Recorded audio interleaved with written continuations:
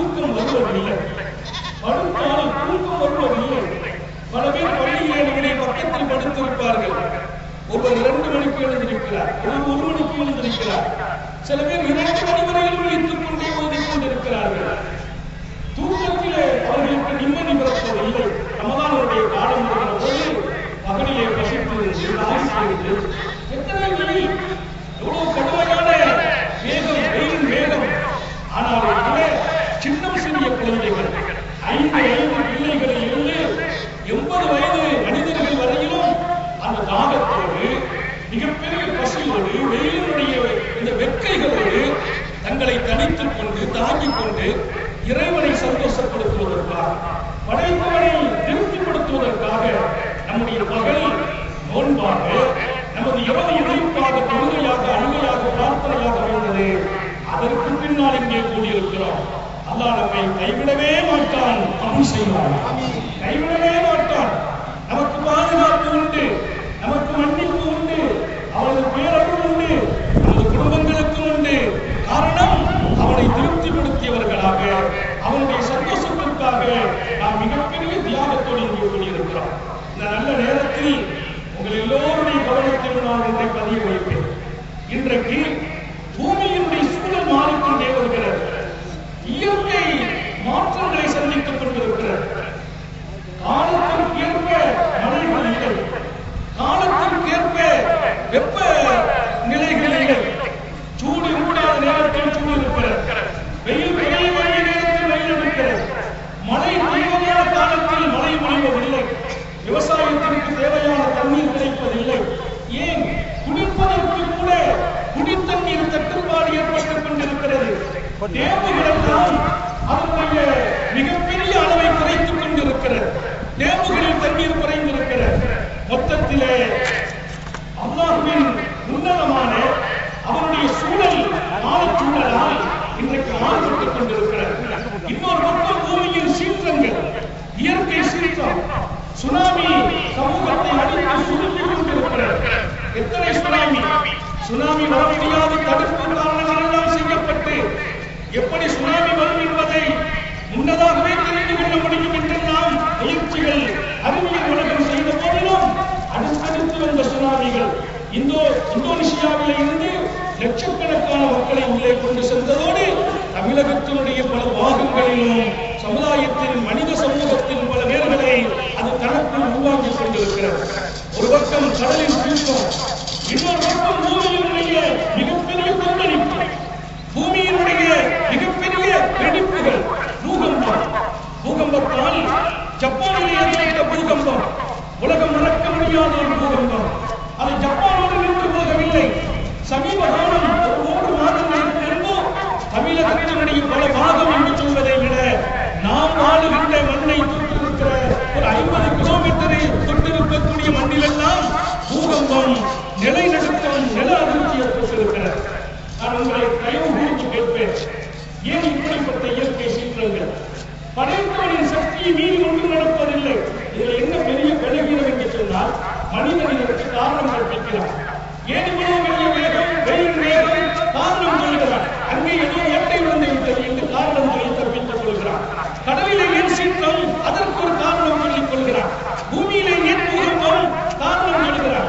அல்லாஹ் சொல்லித் தருவான் திருக்குர்ஆனிலே, இந்த பூமிக்கு மேல் மலைகளை நாம் நங்கூரமாக போட்டுகிறோம்.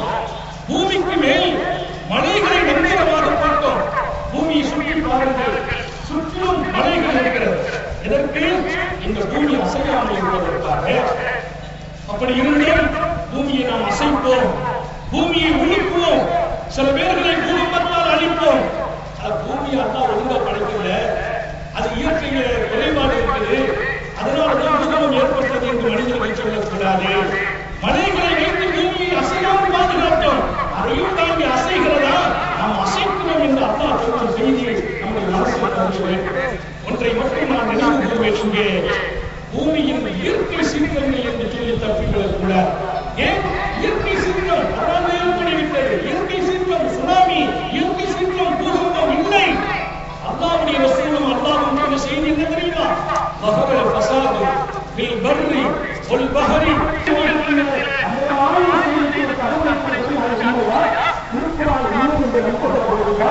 மனிதர் தன்னை திருத்திக் கொள்ள முடியும். நான் ஒன்றை மட்டும் கேட்பேன், இன்றைக்கு இத்தனை பெரிய பாதிப்புகள் நடப்பதற்கு நம்ம எந்த வகையில நம்ம சரியா நடந்திருக்கோம்? பாதிப்பு நடத்தாமல்